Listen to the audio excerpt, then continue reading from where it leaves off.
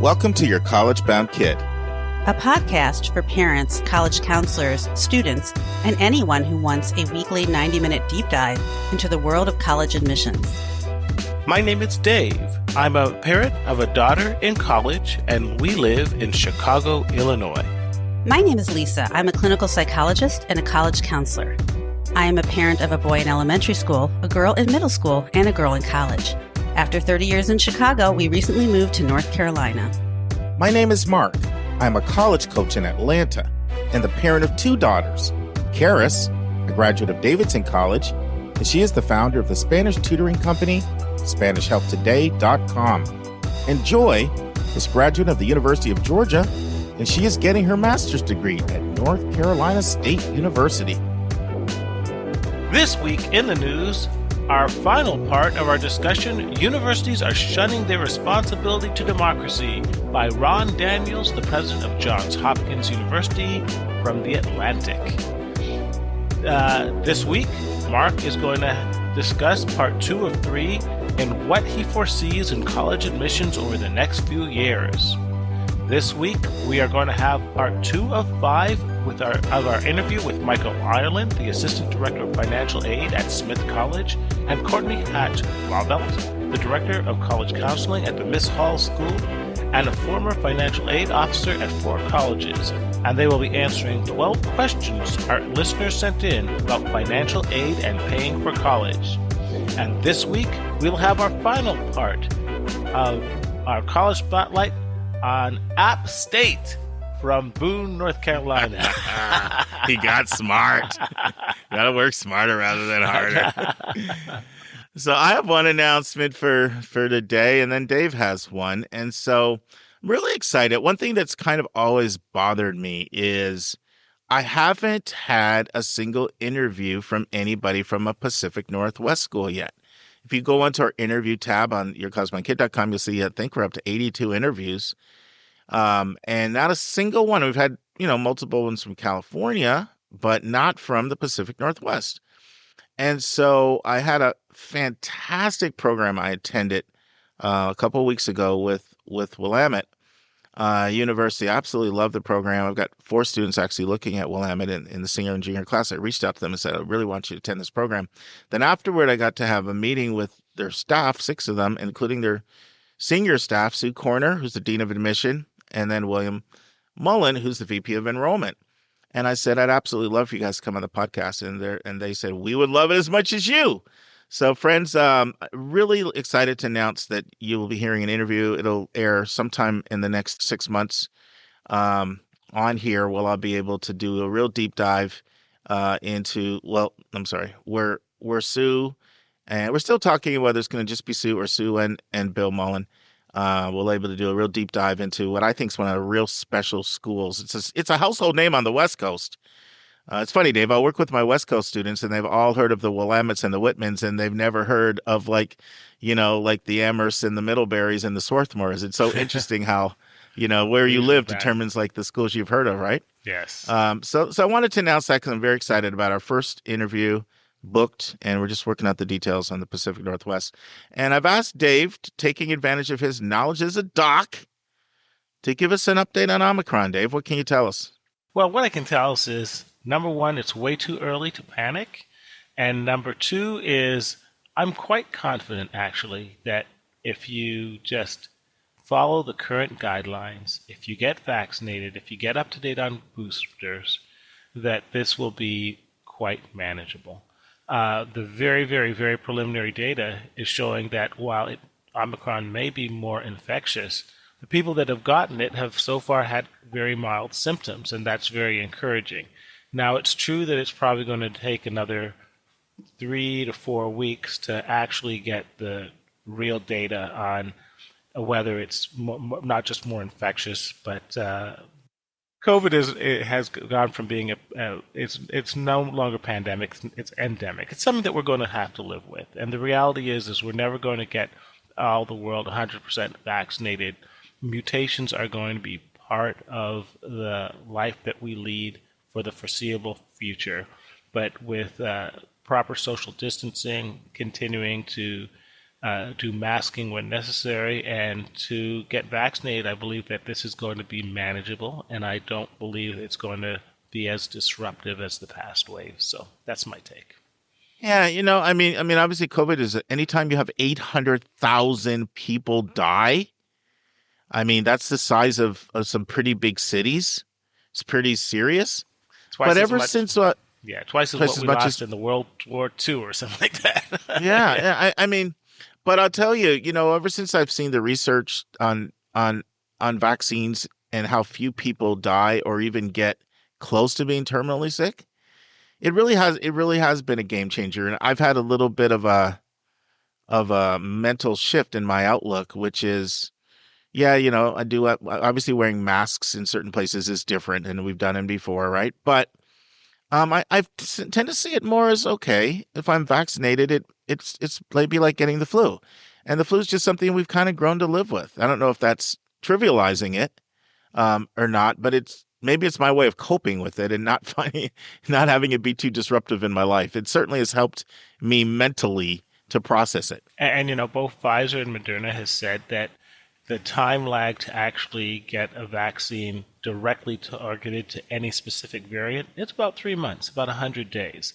And so with vigilance and surveillance, I think that's enough lead time so that if we actually do identify a variant of concern that does end up being all of that, we have time to at least address it. So, the bottom line is keep taking your kids to school, keep planning your vacations.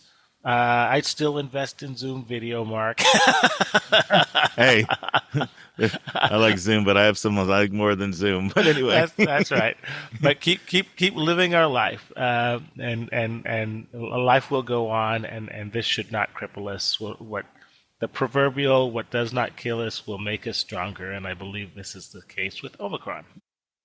all right. So I promised last week when I did the big number, and I shared that NC State was adding 4,000 spots over the next 5 years, that I would be playing off of that as my admissions tip. And it's that time.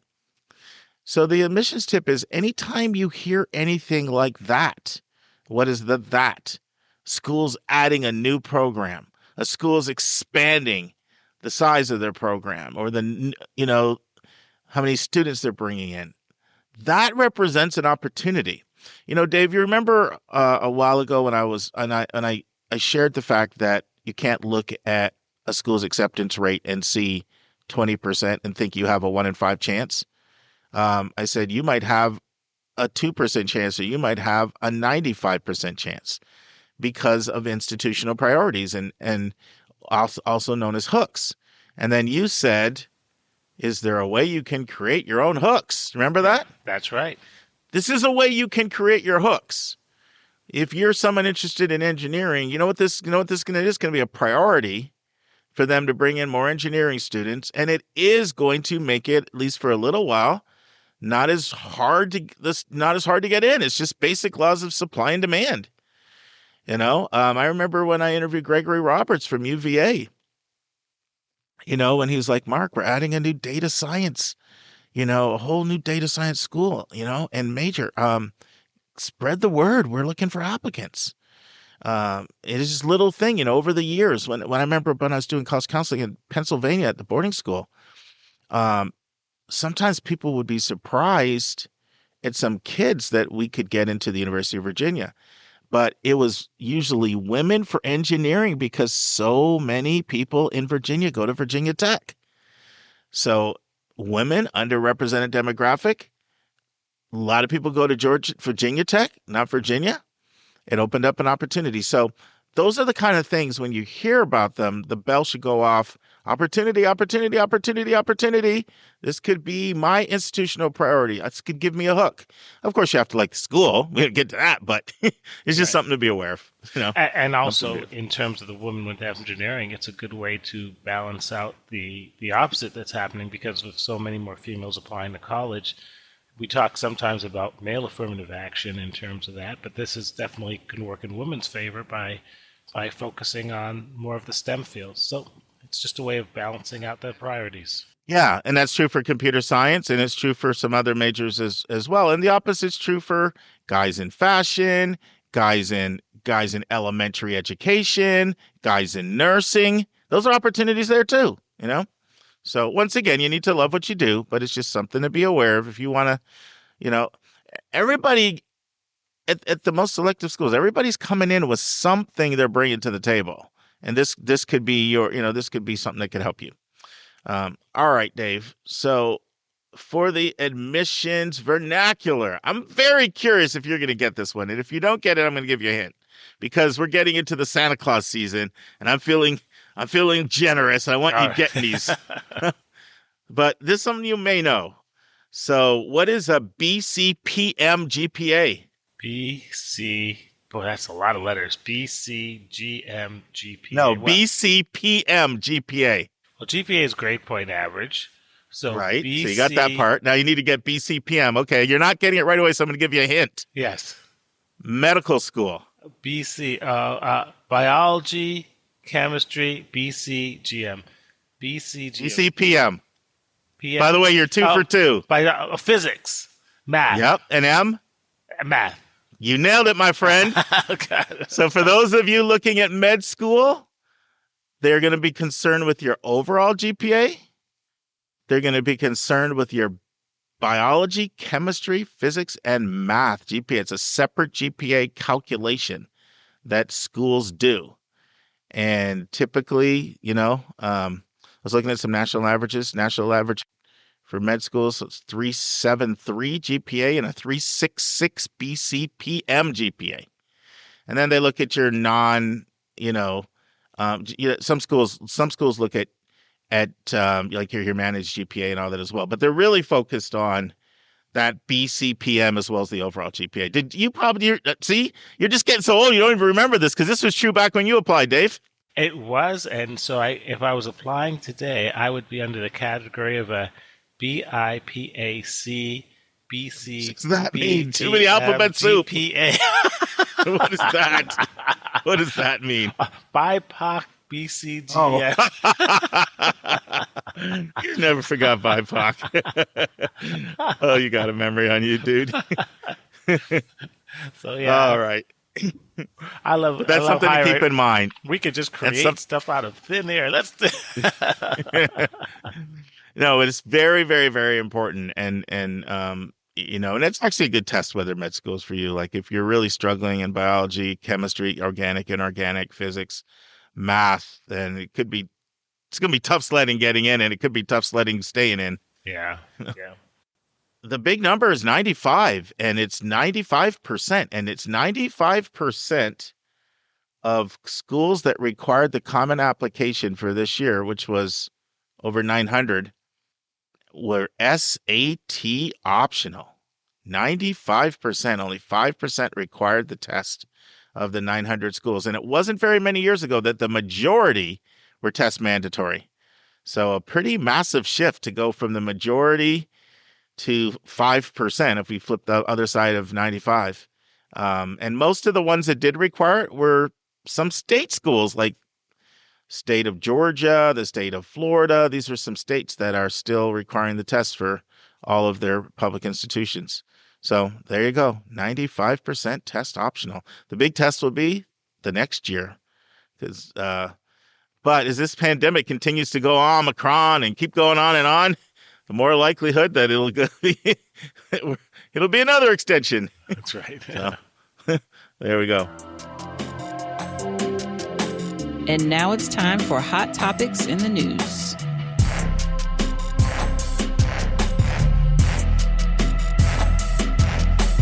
Friends, Dave and I will resume our conversation of the article by Ron Daniels on how universities are shunning their responsibility to democracy.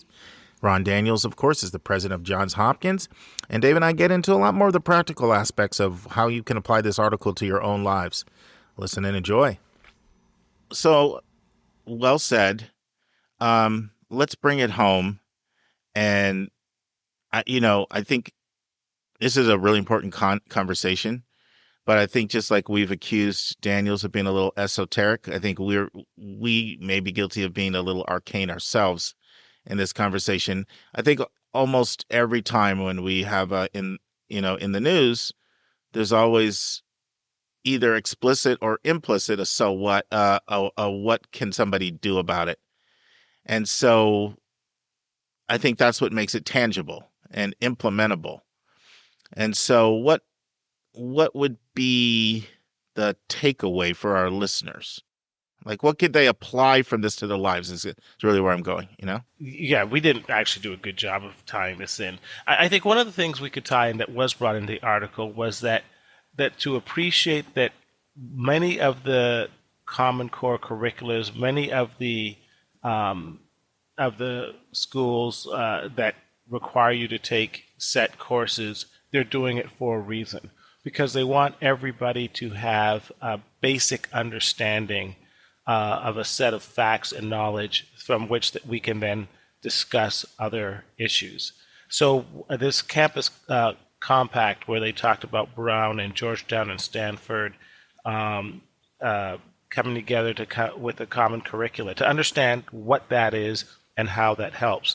In fact, there's a whole section that we did not talk about that, for example, talked about in the article, this bipartisan bills under consideration that's going to propose $1 billion for civic education, and that was actually by one Democratic and one Republican senator. They talked about Purdue University recently instituting a civics literacy requirement for graduation, and that they also talk about that the state legislators in Florida and Wisconsin, Florida and Missouri, not exactly the most blue of states, passed similar laws instituting a civic literacy requirement, and that Stanford has come up with a pilot course, Citizenship in the 21st Century, that is actually being emulated by a lot of colleges. So understand why this push is happening, and I would encourage the students to be excited about it and to engage in it. So that that everybody's on the same page of really understanding the need to support our democracy and understand the underpinnings of this country. Yeah, my takeaway would be our audience is parents. It's only a rare student that listens to our podcast. I've accepted that. We have some, yeah, but it's probably 1% of our listenership. Most of them, their parents say, "I want you to hear this segment," so you won't think it's me getting on your back. Listen to Stuck and Dave, Lisa. We do the dirty work. We help our families out, and I'm good with that. As parents, you're kind of like the manager of your child, right? And so you can shape a lot of what they're exposed to. So it could be something as simple as you researching a really good Coursera course and having them take it as a supplement over the summer. And don't be opposed to using the Dr. Lisa Ruff method. You need to give them a little bribe, a little cash payment for completing it well, because they're not very enthused. Hey, if it's going to help them, Coursera courses are next to free anyway. Or it could be encouraging students to use the electives that they get to make sure they have a foundation and understanding of democracy. Every school offers electives, core requirements, for your major and distribution requirements. Now, you might have a tough time selling them on that if there's something else more, sexy in the curriculum. But I'm trying to I think to me that's a practical application point. If parents are convinced, okay, snap, there may be gaps in my kid's education, both at a K-12 level and now at the college level. What can I do to supplement? Could be a book that you read as a family. These are the kinds of things I think that are ways that people can take this content, take it into digestible bites, and implement it in some way so at least their child is a more informed citizen. That was a tough article, by the way. No, it was he's a total Johns Hopkins scholar, isn't he? Well, I was going to read this 6 or 8 weeks ago, and it was so dense and deep. It took me about 3 reads to even figure out what he was talking about.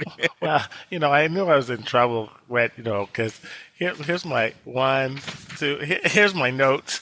And then, you realize, man, at 5 minutes, I'm not even off the first page. This is not going to work.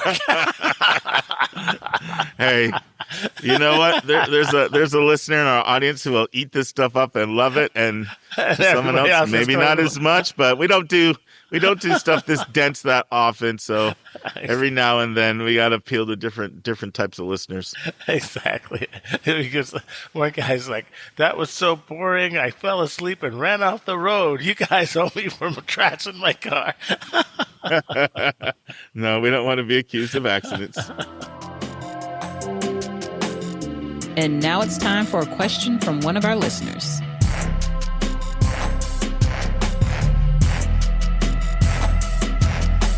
Lisa, you just got back from Missouri. Anything exciting going on in Missouri in the Show Me State? Oh, so much. We visited St. Charles. They have a beautiful Christmas celebration for the month of December. And we bought the world's best cookies and ate them all. So it was very fantastic. We went to a wonderful light show. I am all in the spirit of the season now. Is that something they did like when you were a little girl growing up, or is this like a new thing kind of thing? I don't think they did that when I was a little girl, or if they did, my parents never took me. My daughter and I, Lily, when she went to visit the University of Missouri, it was a long story, but there was a tornado warning. Anyway, we ended up there by accident. And it was like, oh my gosh, what is this beautiful, amazing festival? Hey, that's the proof of things happen for a reason. Awesome. Well, friends, one thing I love about when I record with Dave and then I record a separate time with Lisa, if I forget to say something, I get a second bite at the apple. And so I have actually a few more announcements to make today. And you also get a second admissions tip this time. I had this in my phone where I keep all my admissions tips, but I realized that, oh, snap, by the time I'm going to do it, it's going to be too late. So this is the tip. When you guys hear this, depending on when you listen, early decisions will be coming out and be released, right? They come out anytime from December 6th was the earliest I saw last year to just before Christmas. And then, of course, early action could be anything from November to late January. And the tip is, and this is very nuanced, so I have to make sure I try to explain it accurately. If you apply to an ED schooling you don't get in, there's a good chance that you shot for a school that was more competitive than how you will read. And so if you're going to look at an ED2 school, which is about 75, it's usually a good idea to aim at something a little less selective. I have to be careful because I'm thinking of a student I worked with this year, and I had 5 students apply to school. And if I had to bet, Lisa, on the one that would have got in, that one got deferred. And it was not because he was not as competitive. So there are exceptions. In that case, that would not have been a right read. Right. But in general, that's usually a good guideline that, okay, maybe I need to look at something not quite as competitive. And I say that because every year I have students that don't get in an ED1 school, and then they want to aim for something even more competitive at an early decision 2 school. So that's my tip. I think that's a great tip. I mean, it's hard. It's when you get that deferral, you feel terrible and you're stressed out and you don't know what to do. And, but, I think it's just trying to get that feedback and seeing where you can be happy. I think you can rebound from that really quickly. Yeah. And sometimes the deferrals are almost more frustrating to me because students take the deferrals extremely well. And in one sense, you're still alive versus being denied. But some schools, when you look at their stats, they're admitting or deferring 90%. Right. And they're not denying that many. And so sometimes it creates a false hope and but you are still in the game, so anything. So that's my tip. Now, big announcement. Our regular listeners know around, I guess 4 months ago, we kicked it off. We have a college counselor group, and it's all your College Bound Kid listeners. And we meet biannually, twice a year. And we're about to kick it off again with our upcoming meeting. And so I know pretty much all of our members of our group listen. You should all have an email. But the sessions we're trying to pick between 3 dates, February 6th, February 13th, February 20th. Those are all Sundays, 8:30 to 9:45. I'm sharing this because we still do have a few slots left. I will be honest with you. We're going to be really selective about who we add because now we're looking to fill some niches of places where we don't have as many voices as we should have to be well-rounded. So I'll tell you some of the people we're looking for, and if you fit this description, reach out with an email, and we can see whether or not it makes sense for you to join our group. So now this is something we definitely need. We definitely need some public school counselors in the public schools that are doing this. You're in the trenches and you're doing college counseling, but you're in a public school. We could use some more racial ethnic diversity, Black, Latino, biracial, Asian. We definitely need some more Midwest presence. In the Midwest, we could use some more counselors with 15 plus years of experience, either doing admissions and or college counseling. We could use some more CBO counselors working with under-resourced students, counselors who recently left admissions. We're very excited. Eric Furta is joining our group, and so he just left admissions. But we need some more people that were doing admissions recently at an undergraduate U.S. college. We could use a little bit more international presence, meaning that you're working overseas in another country, or you have international expertise for international schools, some expertise in visual and performing arts schools, and that's pretty much it. Any thoughts on that, Lisa? No, I think that's great. I mean, I hope all of those people in those categories join. I can't wait to learn from them. Yeah, and so if interested, shoot an email at questions@yourcollegeboundkid.com. At first, we just took anybody who signed up, but now we're creating a much more of a sort of a formal process. But if you're in any of those gaps and we only meet twice a year, so it's a pretty low commitment, but there's a lot of wisdom there. It's a lot of fun. So reach out to us and we'll see if we can have you join our group. So I want to tease something out. Just, every once in a while, at least I have to tease something out just to keep our listeners around.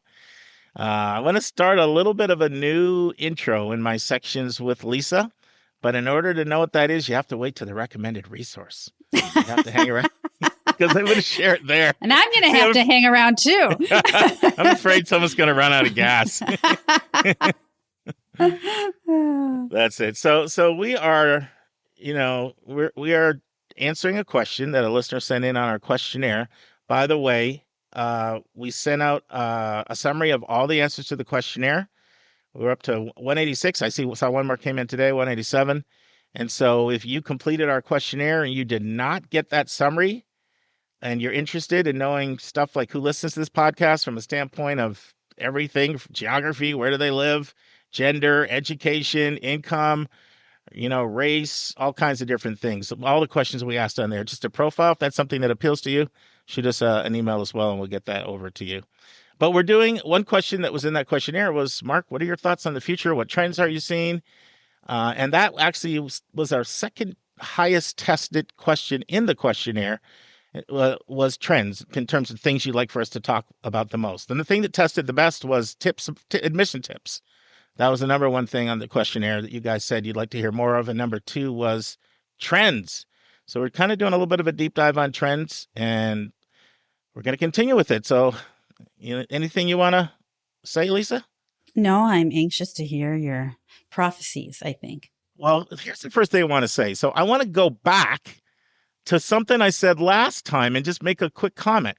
So remember, Lisa, how I discussed, I think we're going to start to see some creative options when it comes to test scores. Yes. And it's going to be it's not just going to be mandatory submission, test optional, test free, score free, test blind, but we're going to see some creative alternatives. Mm-hmm.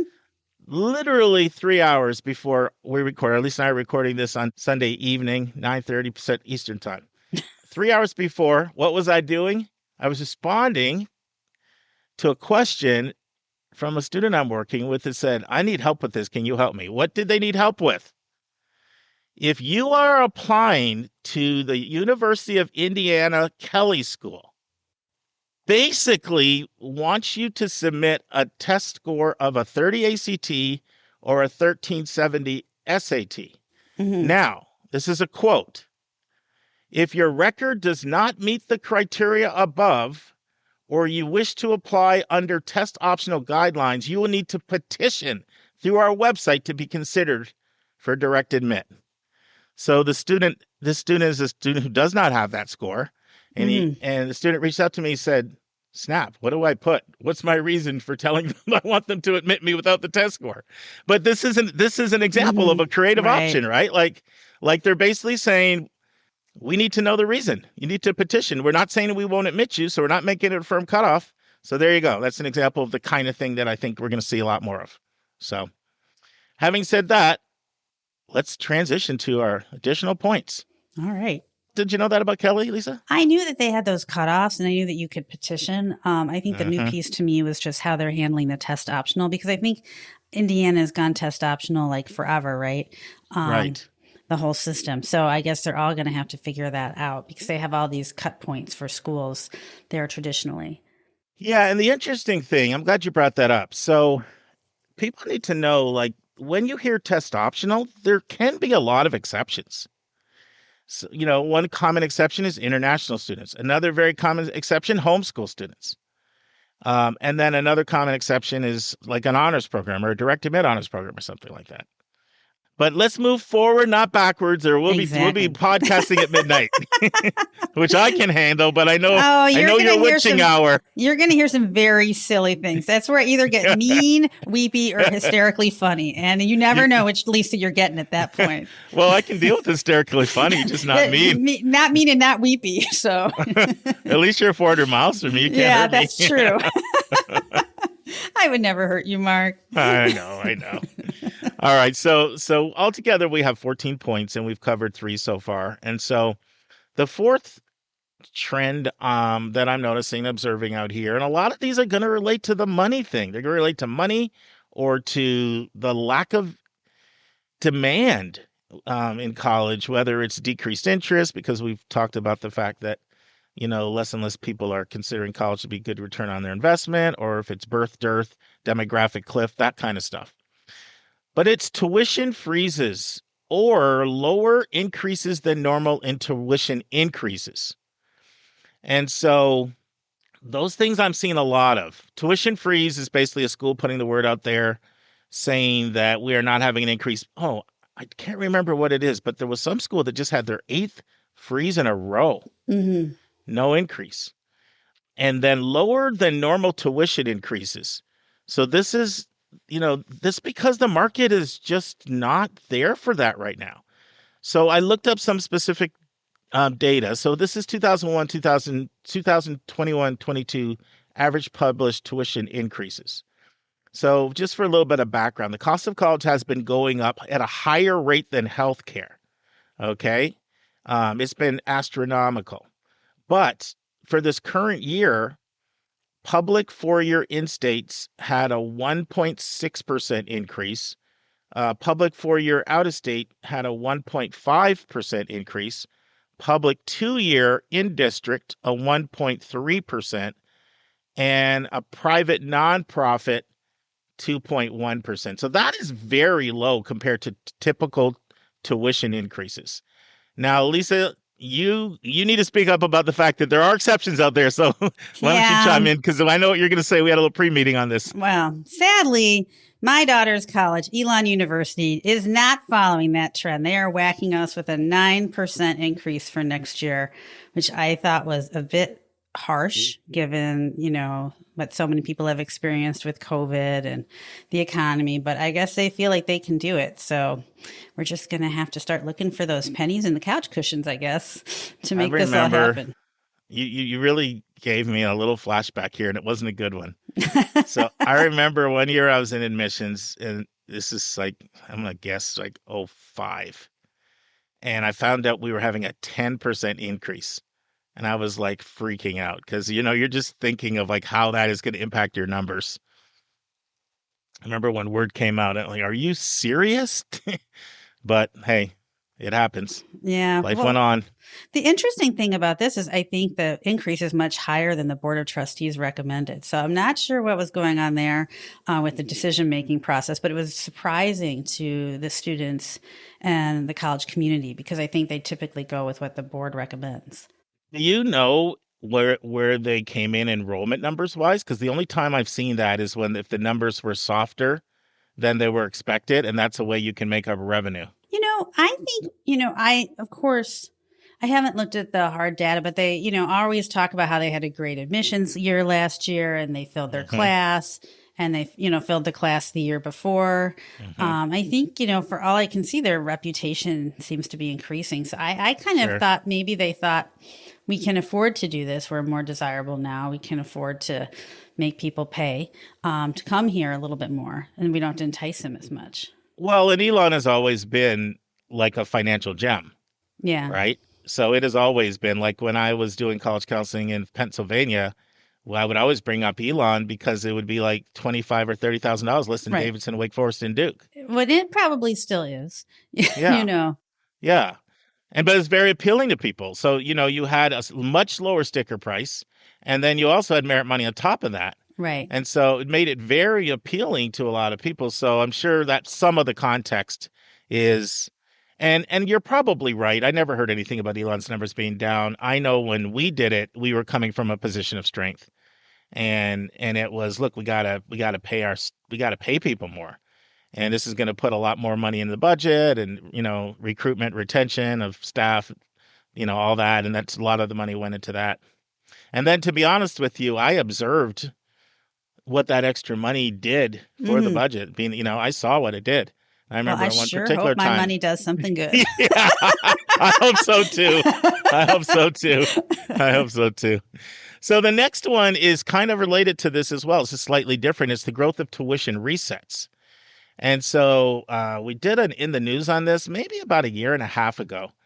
So tuition resets, for those of you who are not familiar with that term, this is when a school all of a sudden slashes their tuition, and usually pretty drastically. And you say, well, why would they do that? Well, so many schools have worked off of a model of high tuition discount, meaning we'll list a cost of attendance of $70, but we'll be really happy if a family pays $35 or $38. And so they'll build scholarships into their price point. And for so many years, the prevailing notion and the thought out there was that that's kind of smart, because if you have a higher price, there's going to be a certain percentage of people that are going to think that you're a better school. So you kind of get that advantage. And then you can be Santa Claus, and you can you can waive these $20,000 to $30,000 scholarships in front of people, and then they're elated at the bargain they got, and then they feel the honor has been conferred on them, and it increases your yield. And basically, what you do is you either give it to everybody at various levels. The stronger kids get more, or you take the weakest kids academically, they could be strong in other areas, that just squeaked into the school, and you make them pay full. And they're just so happy to get in because that was like a complete stretch school for them. And so that's kind of been the way most schools felt was the good business approach to charging tuition. We'll set a price high to signal that we're one of the big boys, and then we'll discount it and use merit scholarships to entice. Well, what's more and more people are realizing is, and it all goes back to the stuff we've been talking about, right? Like people questioning the value of college, people getting to the point where they're just fed up with these tuition increases, and they've had it, plus demographic scarcity. All of these things are combining, and more people are saying, not only am I not going to pay that $70,000, because keep in mind, people don't know about the discounting right until this all gets fleshed out when they get a scholarship award. But people are like, I'm not even going to visit your campus. Right. And more schools are saying, you know what? Let's just get rid of all that scholarship money we were giving out anyway, lower our price, get more people that'll come on our campus, and they're finding it's working. So it's growing. Yeah. Any thoughts, Lisa? No, I wish more schools would do this. I know when we visited Fordham, they put up the cost of attendance in a slide, and the admissions rep said, okay, now guys, this is a scary slide, but don't get scared because no one ever pays this ever. And I'm like, well, then why do you got that slide? Why do you have it? Like, why are you scaring people? And so, I mean, of course she's constrained by, Sure, the school, but I just think, there are so many people, especially people who aren't super savvy about college admissions, who look at something and say, I can't afford to spend $70,000 to spend my kid to Fordham. I'm not even going to look at it. They just shut the kid down right there. Don't even Google anything about that place. You can't go there. And maybe the child can go there. So it's just, I think, better to just be realistic with people. It's so confusing. You got to fill out all those net price calculators and they're all different. And it's very frustrating as a parent to try to figure out what's actually in your budget. And that's a really good segue for me to say over the next 5 weeks, these are the kinds of questions that Michael Ireland and Courtney Blauvett are going to be answering in our interview. As you guys sent in, I think it was 13 questions, and they answered them. And there were at least 3, if not 4, about net price calculators. So make sure you check that out. We'll get into more detail there. But points well taken. And so the next one is once again a money one. Point number 6. Schools have been increasing their gift aid. Now, what is gift aid? Gift aid is grants and scholarships, meaning either merit-based aid or need-based aid. Schools have been absolutely going in and increasing their gift aid. And they're doing it for I'll say 3 main reasons. 1, increased competition because of all the factors we've been talking about. And this is what they need to do to be competitive. So that's one reason. Another reason is something I mentioned maybe 5 or 6 weeks ago when I talked about WashU's endowment went up 86%. But a lot of schools had huge surges. The stock market has been booming, and the investments that schools have been making have paid off. And a lot of schools, I just had a school say to me 4 days ago, I was complimenting them for their new aid policy. I was talking to a couple of members of their admissions team, and they said to me, well, it kind of helps when your investments do really, really well and it puts more money in the budget. So that people don't realize how much of a difference it makes, actually. Yeah. If the correlation between your schools investing and if you can see your money go way up or way down, and then that has ramifications for what you can do, and then there's just so much right now blowback about the cost of college. Yeah. And it really, the pandemic magnified it a lot too. There's bitterness about the fact that you made me pay full, and I was online and I didn't get the full experience. Families just aren't going to pay it anymore. They're just going to look at alternatives. And so we have the money now. And let's face it, a lot of schools kind of know it's the right thing to do. I mean, most people most people in financial aid, they're in the business to help people. Right. And they feel bad that they have so many conversations with people about the fact that they can't afford it. So it's not like these schools are trying to function like the way a for-profit functions. Like, if I don't have to do it, I won't do it. If they can do it, they'll do it if they can. Any thoughts on this point, Lisa? Yeah, I think that I'm hoping that more people are becoming aware of just how student loan debt can rack up, how the interest accumulates, and how that can really affect your life for decades to come, both for students and for parents. And I think there's been pushback on that, rightfully so, that people realize that they don't want to be saddled with that kind of debt. There's a whole generation, I think, that just went ahead and did it. And now they are unfortunately experiencing the consequences of that. So I think it's good for schools to try to minimize debt as much as possible. And I'm glad that they're using their stock market gains to help people, the common man, afford college. That's a great thing. And just overall in the culture, there's never been more talk of access. I know Doug Letterman of Inside Higher Ed. He's been doing this a lot longer than me. And he said in all his years, he's never seen so much conversation around access and affordability. And so it's just kind of the zeitgeist out there right now. It's just on everybody's mind and heart. And what can we do to make this thing, doable? And now this week's interview with a special guest.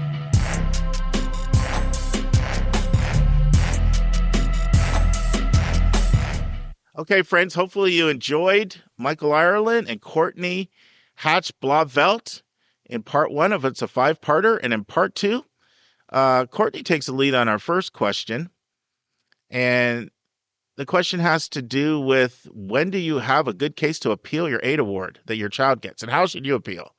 And does the student have to do the appeal, or should the parent do it?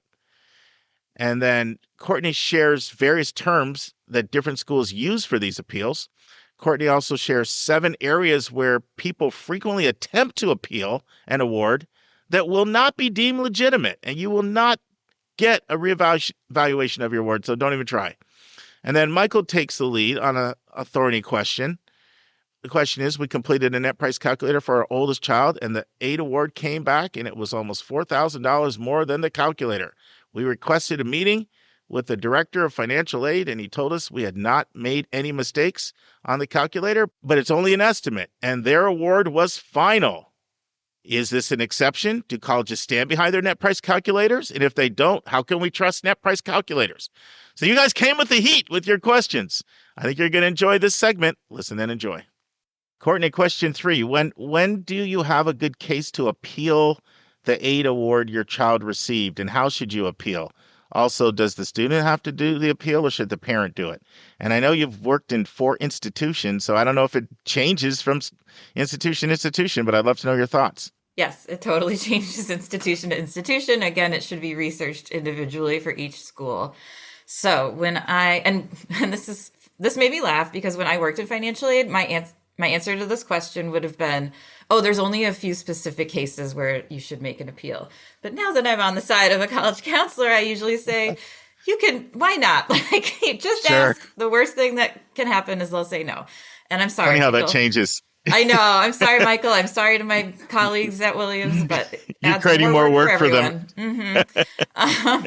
But it's really important, though, how you ask, and you still need a reason. I mean, I don't encourage people to just say, but can I just have more? So when it comes to financial aid appeals, at which they're called different things at different places, they could be called a special circumstance. They could be called a professional judgment review. They could just be called a request for review. You should really get on the websites, Google the financial aid websites of each school to see if they show how you're doing it. Because some schools will say, do not contact us, just fill out a form and email it to us and wait. And some will say you have to contact us first and explain what's happening, and then we'll see what happens from there. And in terms of if a student, we always appreciated if a student was involved, and it would definitely be a reflection of like maturity and possibly the seriousness of the situation if the student was the only one communicating with us. But we really didn't hold it against a family if it was only a family member or a parent or guardian, because we, like you said, Mark, this is really personal. This is really like deeper than a 17 or 18-year-old should have to deal with, ideally. Yeah, and a lot of times it's parent stuff, right? Like if Right. it's income changes, or a lot of the appeals are going to be around income and assets, which is usually in the domain of the parents. Mm-hmm. Yeah. So for some of the examples that were more frequently asked for, and we more frequently were willing to work with, well, first I'll say a lot depends on what the school itself can afford and their financial health, and what type of financial aid review process and applications they use. So the most common circumstances that would earn an appeal or review was that, like you said, Mark, loss of income in the past. Most often when a family said, well, I'm going to have a loss of income, we would usually say, well, you have to wait for it to be reflected in the financial aid of future years. And I know that was really tough for families to hear and know. And you can still try to keep having conversations about it, but that was a common answer. But if it was previous loss of income, especially now because of COVID, that definitely warrants an appeal. Also, extraordinary medical expenses, again, in the past, if they're like current or future anticipated, might not go as well. But in the past, we could consider them. Something like elder care or financially supporting another family member, whether they're in or out of your household. And parent or guardians paying back their own student loans, not for siblings of the current student, but for their own education.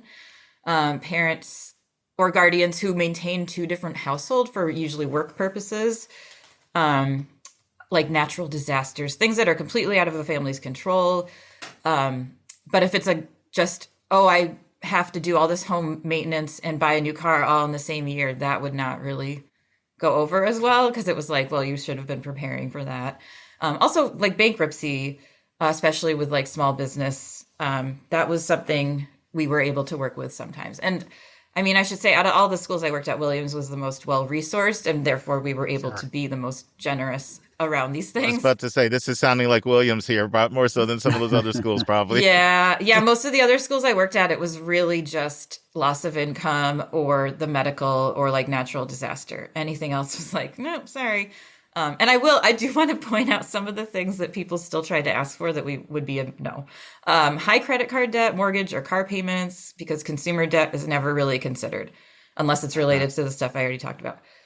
Expenses or issues related to your primary or secondary property maintenance. Anytime someone was like, well, I got to do this to my rental house, we're like, we don't care. Expenses related to children's extracurricular activities, a family vacation, or caring for pets. And the parent or guardian choosing to retire, especially if they're below retirement age.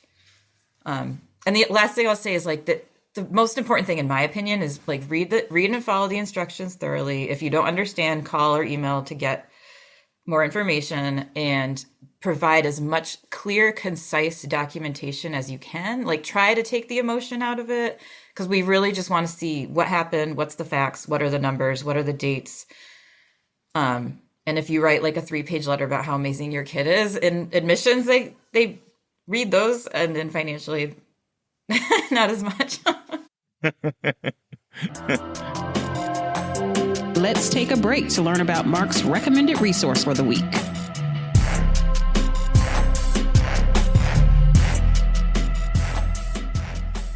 Okay, friends, the recommended resource for episode 203 is a book I alluded to in my conversation with Lisa earlier, and it's time to roll it out. It is called Perfect Quotes for College Success. And the subtitle is Inspiration, Advice, and Tips for Anyone Going to College. It came out in 2020 by Tom Krieglstein. And it's a book that I just recently purchased. It was only like $14 on Amazon. And you're going to be hearing more about this book because it's a quote book.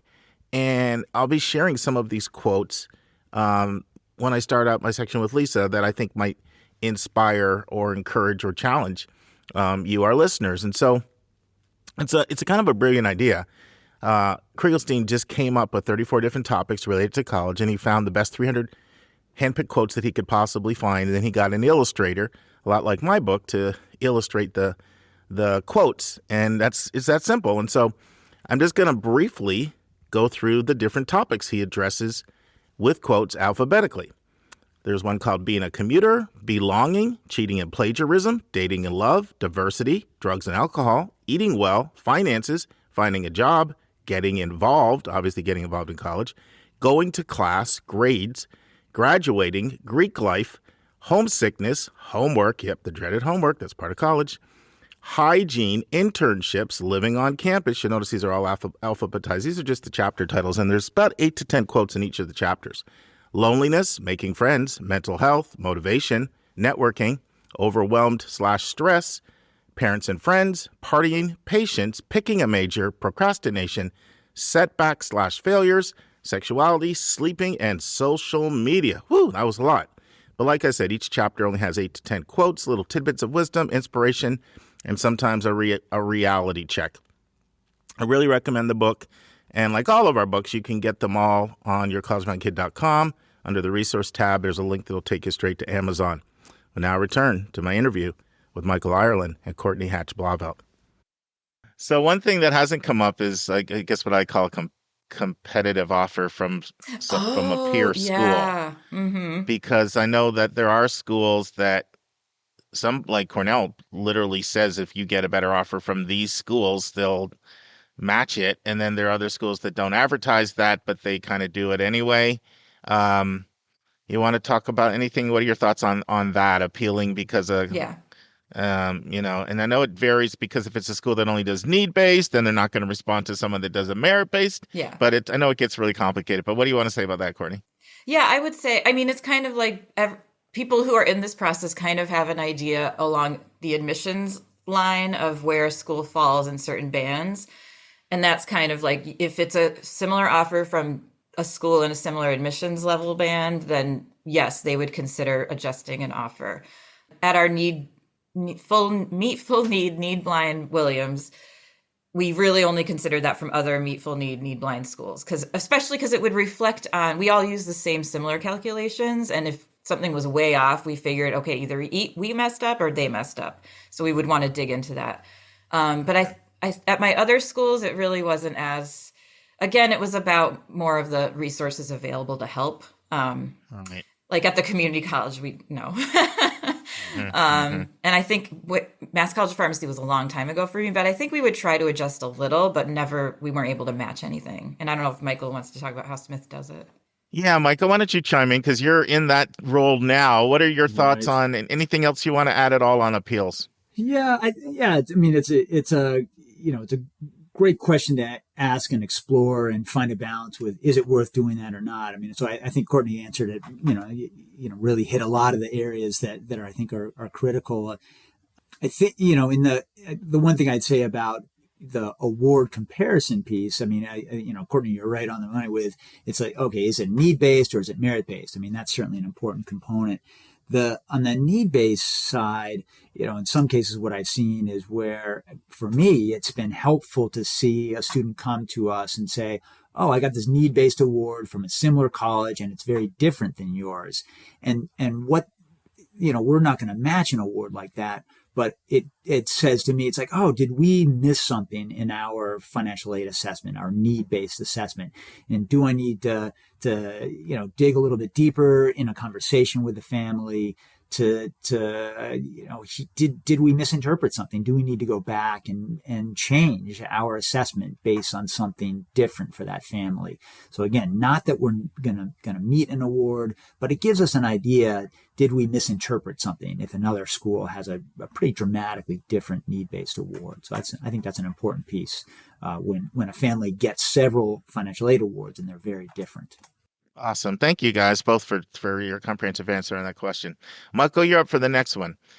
This is what a listener said. We completed a net price calculator for our oldest child, and then the aid award came in, and it was almost $4,000 more than the net price calculator. We requested a meeting, and we met with the director of financial aid, and he told us that we had not made any mistakes after reviewing our answers to the net price calculator, but that their estimate is the accurate one, and their award was final. He said the net price calculator is only an estimate. Is this an exception? Do colleges stand behind their net price calculators? And if they don't, how can we trust net price calculators?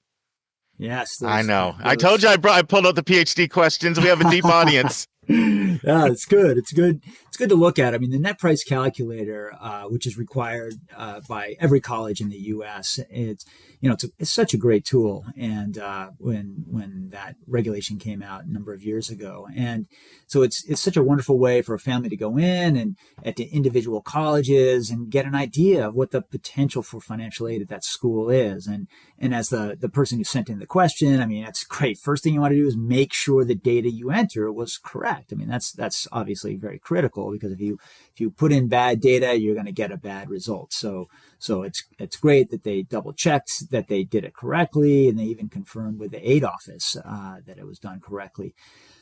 So with that said, we certainly do testing, and colleges do testing on their net price calculators periodically, and we find that they're pretty accurate in most cases. That they're typically within, we found within 3 to 5% of actual financial aid awards in many cases, particularly for sort of the basic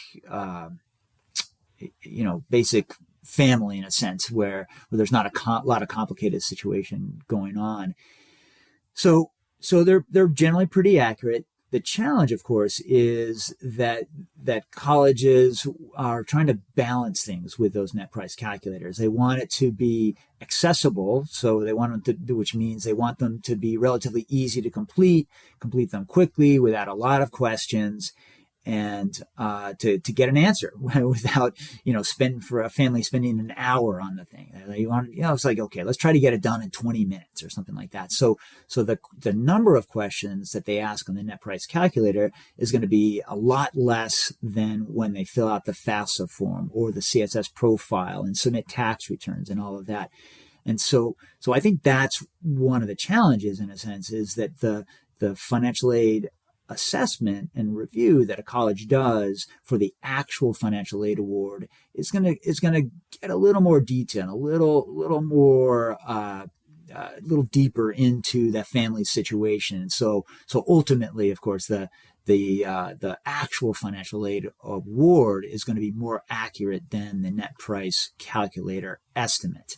And so do colleges stand by that? Well, I mean, ultimately, as the person who asked the question found, it's like the college says, I'm sorry, the net price calculator was an estimate. Our documented financial aid award, that's the actual award, and we can't necessarily meet the estimate of the net price calculator. So ultimately, do they stand behind it? Yeah, to a point, but ultimately, it's the net price calculators are just an estimate, and it's the actual award that is the real thing that a student or a family can use to help pay for their college expenses. So then if a school's not going to stand behind a calculator, but most of the time they're, 3 to 5% accurate, would you tell someone who's relying on that calculator to apply ED and money is a big issue, like add at least 5% to the calculator, and if you're not comfortable with 5% more in the calculator, don't move forward? Or how would you advise that? 'Cause Yeah. that's a big deal for a lot of families. They're looking at the calculator. Well, we all know that the formulas take more of people's discretionary money than they feel like it should. So usually there's a major shock factor when people do these calculators. And so for some people, that's a real stretch number, and they're looking at making an early decision. Sort of how do you advise that in that situation, Michael? Yeah, it's a great question, because you're right. I mean, I think the decision to apply early decision is probably the area where the net price calculator is the most important. When a student's making that determination, because you're not going to have different financial aid offers to compare, and Right. And so I think that the net price calculator should be a pretty good guide to make a decision about applying early decision or not, and as I would consider that as a parent using that net price calculator, I'd probably want to complete that net price calculator at a number of different colleges, just to see if they're in a similar ballpark, kind of really check my data, make sure I really did it correctly. Because that part is so critical. And then if I find the results are similar at similar colleges, then that really sort of boosts my confidence that I'm getting pretty good data. But then, as you say, it's important as a parent or a student to be comfortable with potentially adding or getting us a marginally different result, and having the expectation that the net price calculator had this particular output, and I should be prepared for the actual award to be a little bit different, and just to have that awareness before actually making that decision to apply for admission, early decision particularly. And now it's time for our College Spotlight of the Week.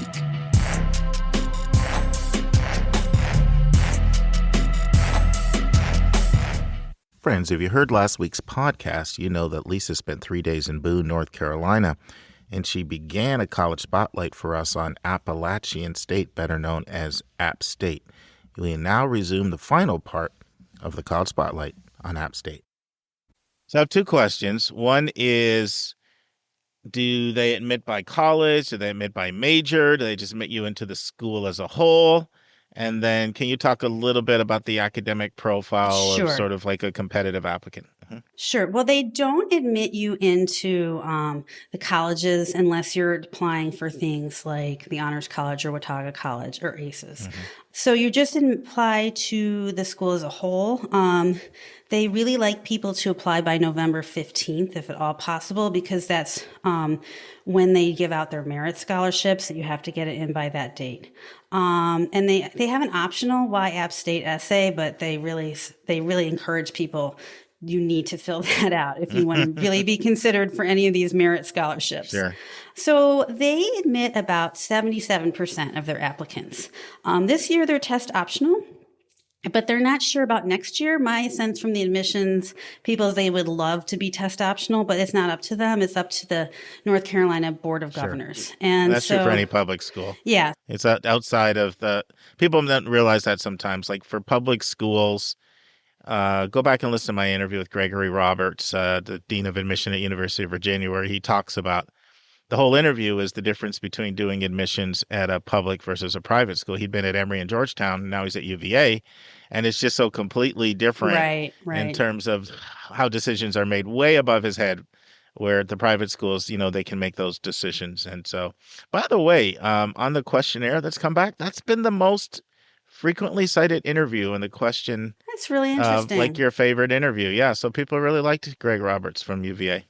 So check that one out. Yeah. So the average GPA, based on a weighted GPA is a 3.536. SATs are math 585, verbal 600. So they were the 540 to 630 range, and ACT that like mean is 25. The range is 22, 28. So, I mean, they do take like, a good range of students. But they don't just take everyone. And what's involved in the evaluation? So obviously they're test optional this year. Nobody's transcript optional, so we know they're looking at the transcript. Obviously, we know that they'd like the Y App State essay. It's not required, but they strongly recommend that, which when you see strongly recommend, you should interpret that as required. Yeah, that means required, listeners. Yeah. What else? Like, are they looking at extracurriculars? They require teacher recs? They don't require teacher recommendations, but they do a holistic review. And they really do take a look at your activities section and your Common App essay. And they really do try to consider, that. I mean, I don't think they're a highly rejective school. So, it sounded to me like the admissions reps kept saying, like, we want to find the reason why we can say yes. And so that's if you're accepting 77%, that's pretty close to national averages. Right. But that's great. We want schools that can take a range of students. Absolutely. I realized I left something out that I wanted to add about their programs. They have some really unique programs that you're not going to see at a lot of schools in terms of majors.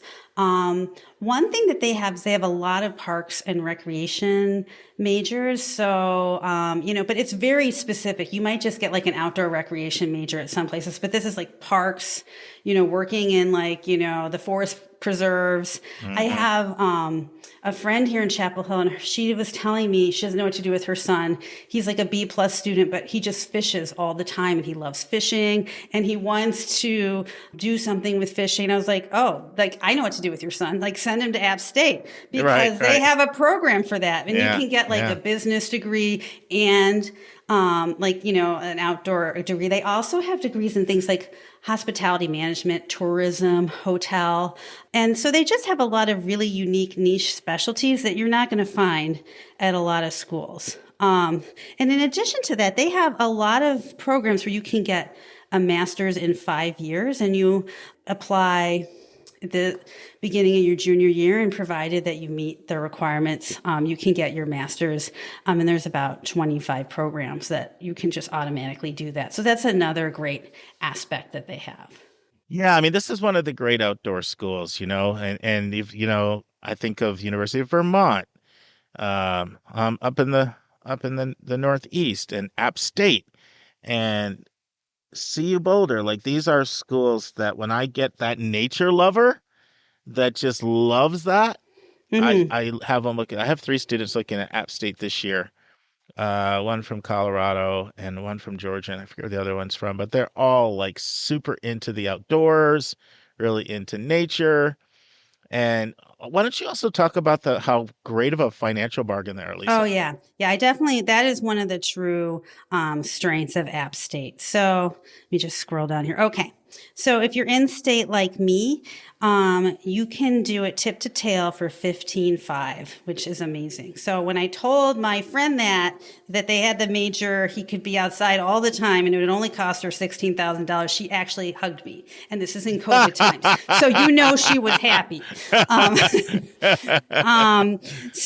And then if you're out of state, the total is going to be about $32,000 for cost of attendance. And that's before really you get any merit aid or or Yeah. financial aid. So, and they do have some they call like their That's cheaper than a lot of in-state oh, schools like I couldn't across the send country. Lily Yeah. to U of I for Illinois? that. Yeah. Yeah, Yeah. I mean, Yeah. there's no way, and that's when I was living there. Yeah. So, Yeah.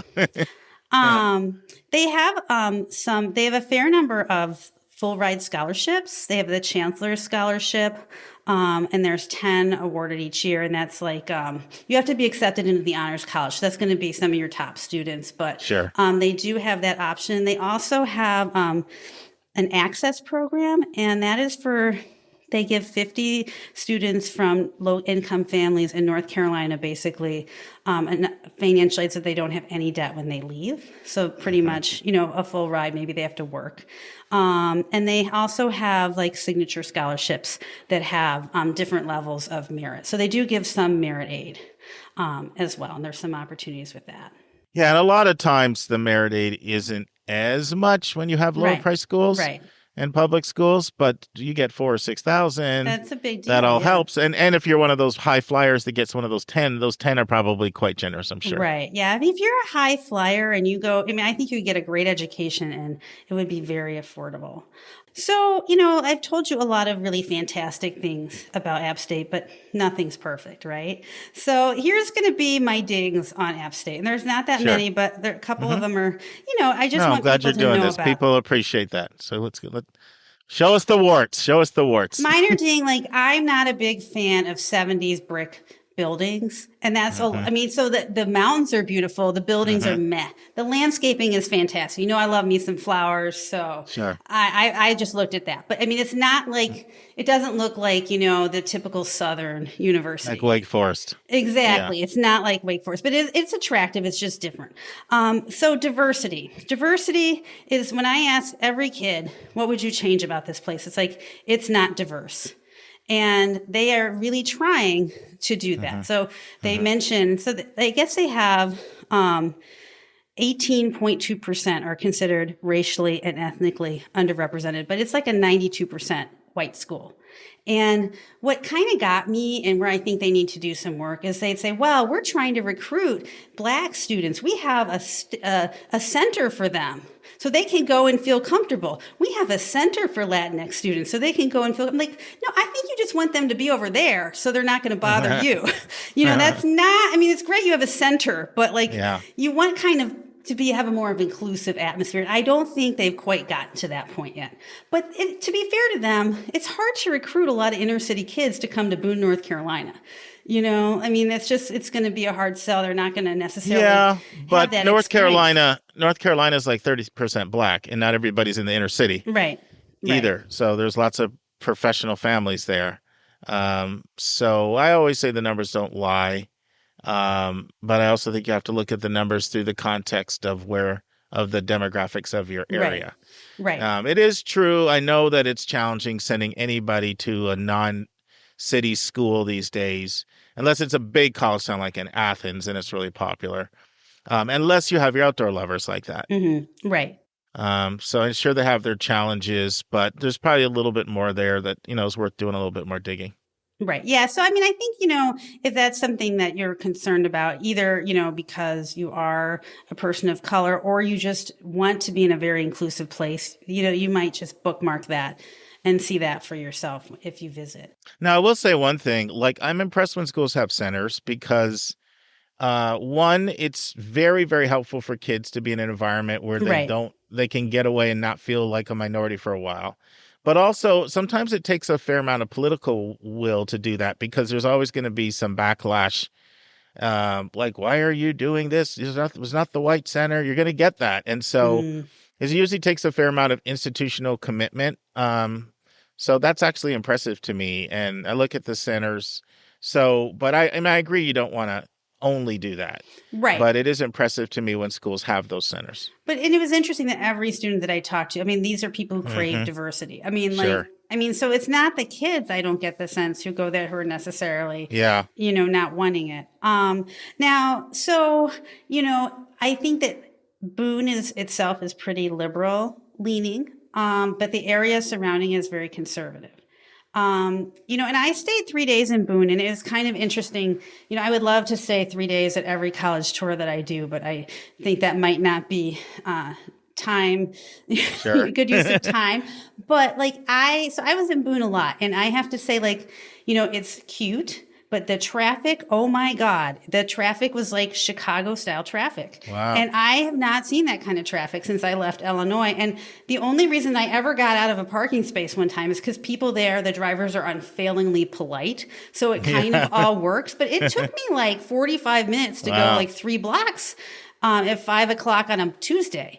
And there was a lot of traffic all the time. And so that, to me, I'm like, this is a nice place, but I'm not like, No, it's not probably, like it's probably outgrown its infrastructure. Exactly. Like they need some Because this could be an attractive place for a lot of people that are outdoor lovers and want to be in nature. And, it reminds me of Asheville, North Carolina in that regard. Right. And it's probably got a large, it'd be interesting. I bet there's been a fair amount of growth and the infrastructure hasn't kept up with it. No, they you can just tell there's like one road that goes one place. And then, if you get off of the campus area, there's like some strip mall shopping, but a lot of it's very depressed.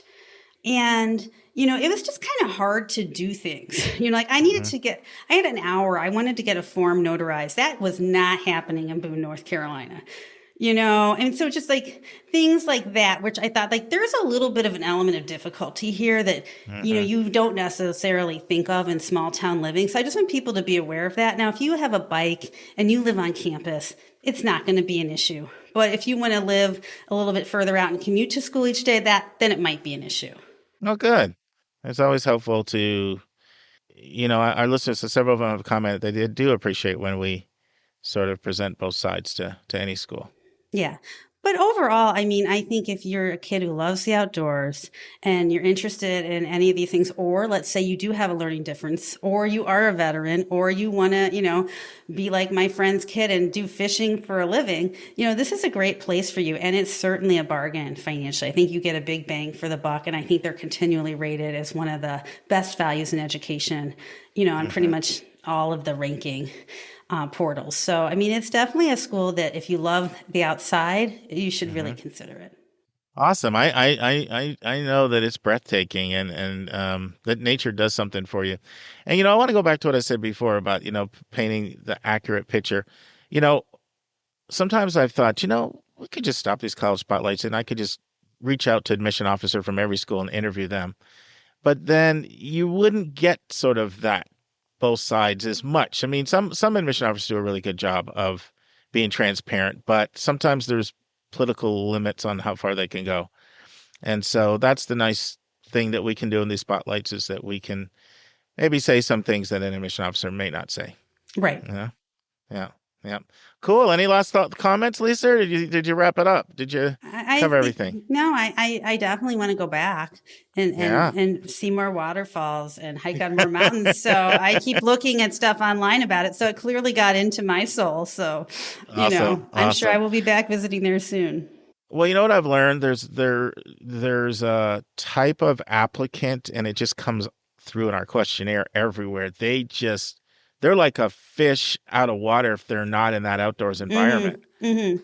And I know there's several listening here that are saying, I got to visit that place because if you're really into mountains and to nature, or environmental studies, there's a passionate niche of students out there. Absolutely. Like that. And so they have a niche and I think it's great when you were talking about like the specialized programs they have, like conservation and fisheries and all. I thought, that's what every school should do. They should look at what are my unique strengths based on my location, and they should develop programs that play to their strengths. And it sounds like they're doing that. Yeah, no, I think it's a very great place, So thank you, Lisa. 3 days in Boone. And you fulfilled your assignment. You talked to at least 10 people. I know. Well, I cheated. That's okay. That's okay.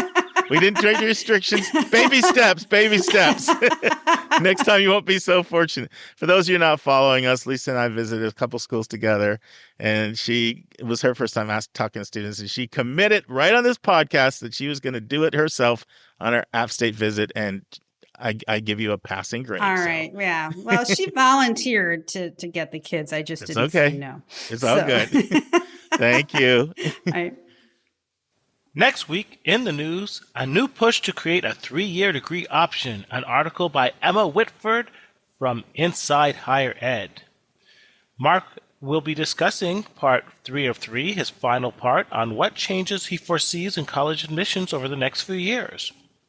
Our interview will be part 3 of 5 with Michael Ireland, the Assistant Director of Financial Aid at Smith College, and Courtney Hatch Blauvett, the Director of College Counseling at the Miss Hall School and a former financial aid officer at 4 colleges.